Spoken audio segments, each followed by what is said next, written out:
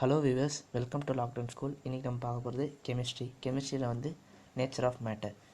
You are already familiar with the term matter from your earlier classes. Anything which has mass and occupies space is called matter. Everything around us, from example book, pen, pencil, water, air, all living beings, etc., are composed of matter. You know that they have mass and they occupy space. Let us recall the characteristics of states of matter, which you learnt in your previous classes. States of matter. You are aware that the matter can exist in three physical states: solid, liquid, and gas. The constituent particles of matter in these three states can be represented as shown in figure 1.1. States of matter. You are aware that the matter can exist in three physical states: solid, liquid, gas. The constituent particles of matter in these three states can be represented. Particles are held in very close to each other. In solid is an orderly fashion and there is not much freedom of movement. In liquid, the particles are close to each other but they can move around. However, in gas, the particles are far However, in gases, the particles are far apart as compared to those present in solid or liquid states, and their movement is easy and fast. Because of such arrangement of particles, different states of matter exhibit the following characteristics. Solids have definite volume and definite shape. Liquids have definite volume but do not have definite shape. They take the shape of the container in which they are placed. Gases.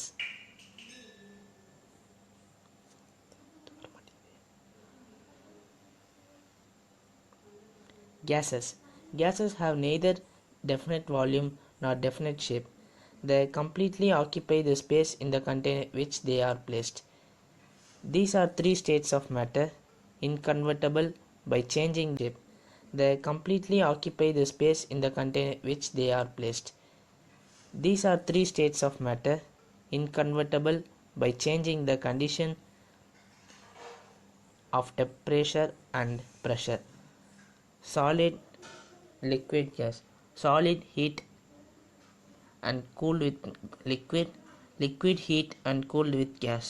On heating, a solid usually changes to liquid, and liquid on further heating changes to gas or vapor.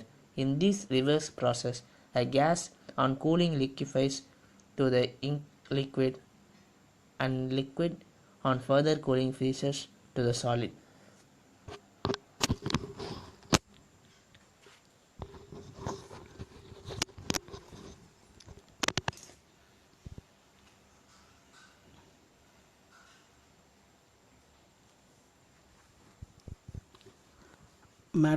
மேட்டர்ஸை பொறுத்த வரைக்கும் என்னென்னா, நம்மளுடைய நம்ம நடைமுறை வாழ்க்கையில் use பண்ணுறது எல்லாத்துலேயுமே வந்துட்டு அந்த மேட்டர்ஸ் அப்படிங்கிற ஒரு காம்போனன்ட்ஸ் இருந்துக்கிட்டே இருக்கும். ஃபார் எக்ஸாம்பிள் வந்து பார்த்திங்கன்னா பென், பென்சில், பேனா, ஸோ இதெல்லாம் வந்துட்டு ஒரு விதமான கால்டு பை மேட்டர்ஸ் தான்.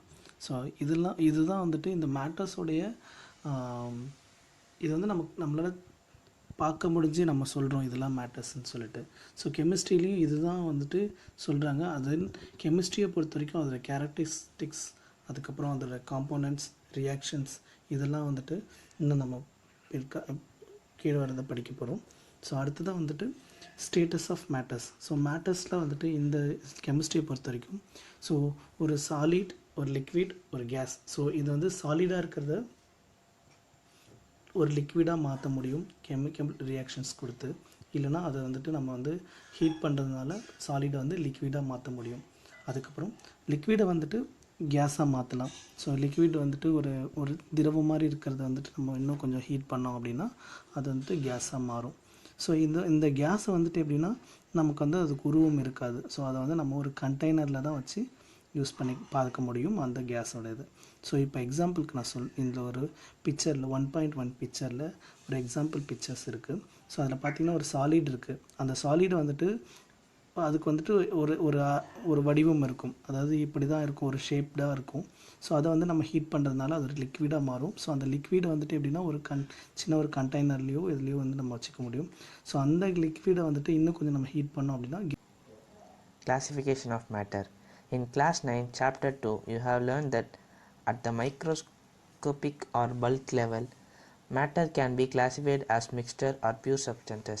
These can be further subdivided as shown in figure 1.2. When all constituent particles of all substances are same in chemical nature, it is said to be a pure substance. A mixture contains many types of particles.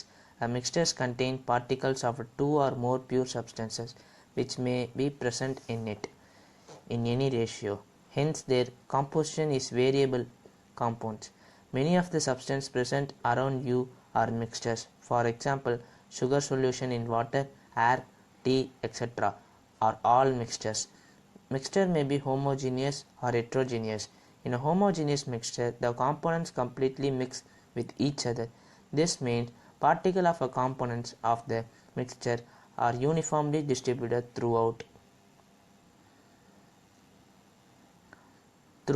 the bulk of a mixture, and its composition is uniform throughout. Sugar solution and is air and the example of a homogeneous mixture. In contrast to this, in a heterogeneous mixture, the composition is not uniform throughout. The sometimes different components are visible. For example, mixtures of a salt and sugar, grain and pulses along with some dirt, often stone pieces, are heterogeneous mixture. You can think of many more examples of mixtures which you come across in daily life. It is worthwhile to mention here that the components of a mixture can be separated by using physical methods such as simple hand picking, filtration, crystallization, distillation, etc. Pure substances have characteristics different from mixtures. Constituent particles of a pure substance have fixed composition. Copper, silver, gold, water, and glucose are some examples of pure substances. Glucose contains carbon, hydrogen, and oxygen in a fixed ratio, and its particles are of the same composition. Hence, like all the other pure substances, glucose has fixed composition also. It contains carbon, hydrogen, and oxygen cannot be separated by a simple physical method.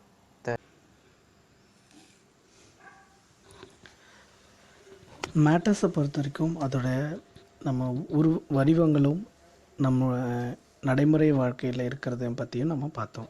So இப்போ அதோட classification அப்படின்னா நான் சின்ன எக்ஸாம்பிளோட சொல்லிடுறேன். So அதுக்கப்புறமேட்டு நம்ம ஃபுல்லாக இதை பற்றி என்னன்றது பார்ப்போம்.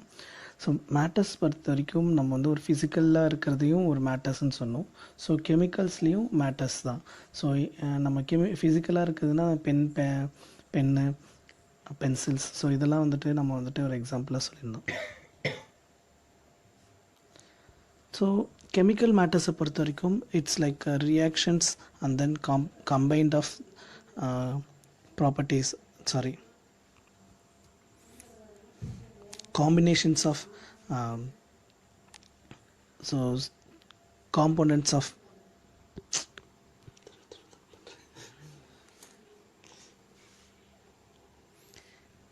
chemical matters பொறுத்த வரைக்கும் இது reactions and then components added தான். So chemistry is a compounding of matters. இந்த மாதிரி ஆக்சுவலாக வந்து ஒரு ரியாக்ஷன், ஒரு கெமிக்கலோட இன்னொரு கெமிக்கல் சேர்ந்து ஒரு ரியாக்ஷன்ஸ் கொடுத்து ஸோ அது பண்ண வைக்கிறது அப்படிங்கிறது தான் வந்துட்டு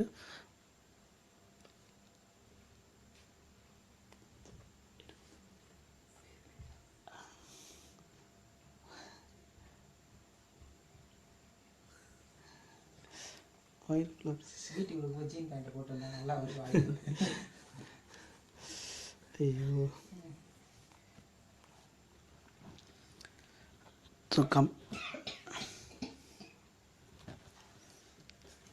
ஸோ ஜென்ரலாக மேட்டர்ஸோட கிளாஸிஃபிகேஷன்ஸ் அப்படிங்கிறது நம்ம என்னன்றதை நம்ம பார்ப்போம். ஸோ மேட்டர்ஸை பொறுத்த வரைக்கும் ஃபிசிக்கல் மேட்டர்ஸ் அண்ட் கெமிக்கல் மேட்டர்ஸ்ன்னு சொல்லிட்டு 2 விதமாக பிரிக்கலாம். ஸோ எதெல்லாம் நம்மளால் மெஷர் பண்ண முடியுமோ ஸோ அதெல்லாம் வந்துட்டு ஃபிசிக்கல் மேட்டர்ஸ். ஸோ அதாவது என்னென்னா மாஸ் அண்ட் ஸ்பேஸ் இருக்கிறது எல்லாமே வந்துட்டு ஃபிசிக்கல் மேட்டர்ஸ்ன்னு சொல்லலாம்.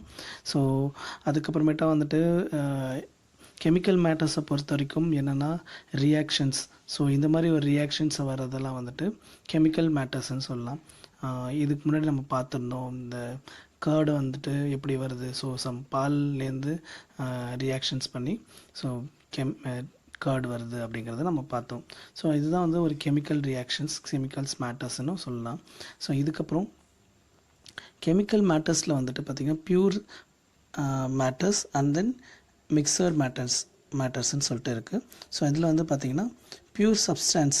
ஸோ பியூர் சப்ஸ்டான்ஸ்னால் ஸோ இதில் பிக்சரில் கொடுத்துருக்காங்க 1.2ல். ஸோ மிக்சர்ஸில் வந்துட்டு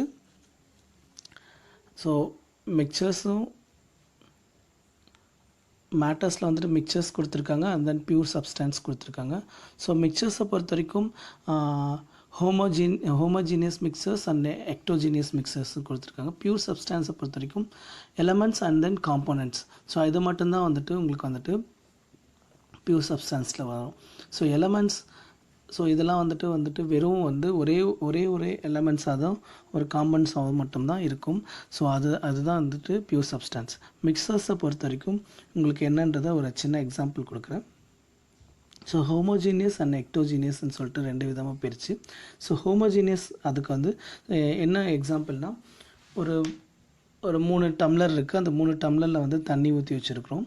ஸோ அதில் வந்துட்டு பார்த்திங்கன்னா ஒரு டம்ளரில் வந்துட்டு சால்ட் மிக்ஸ் பண்ணுறோம் அப்படின்னா ஸோ அந்த சால்ட் என்ன ஆகும்னா தண்ணியில் கரைஞ்சிரும். ஸோ அதில் வந்துட்டு ஒரு ரியாக்ஷன்ஸ் நடந்திருக்கு. பட் அதை வந்து நம்மளால் பார்க்க முடியல. ஸோ அதை வந்துட்டு அதை வந்துட்டு ஒரு ரியாக்ஷன்ஸ். ஸோ அதுதான் வந்துட்டு நமக்கு வந்துட்டு ஹோமோஜீனியஸ். ஸோ இது வந்துட்டு ஒரு ரியாக்ஷன்ஸ். அதுக்கப்புறமேட்டா இன்னொரு டம்ளரில் தண்ணியில் ஆக்சிஜன், ஸோ ஹைட்ரஜனும் ஆக்சிஜன் சேர்ந்து வாட்டராக வருது, ரைட்டா? ஸோ இதுதான் அதில் சொல்ல வராங்க. ஸோ ஹைட்ரஜன் வந்துட்டு ஒரு ரியாக்ட் பண்ணும்போது அதற்கு வந்துட்டு நிறைய ஃபயர் பாப் சத்தம் வரும், அதாவது எரியிற சத்தம் வரும். ஸோ அப்படின்னும் போது அந்த இடத்துல வந்துட்டு ஒரு ஆக்சிஜன் ரியாக்ட் கொடுத்தா ஸோ அது வந்து வாட்டராக சேஞ்சஸ் ஆகி நமக்கு ரிசல்ட்டு கொடுக்கும். ஸோ அதனால தான் அது H2O அப்படிங்கிறது மாறிடுது.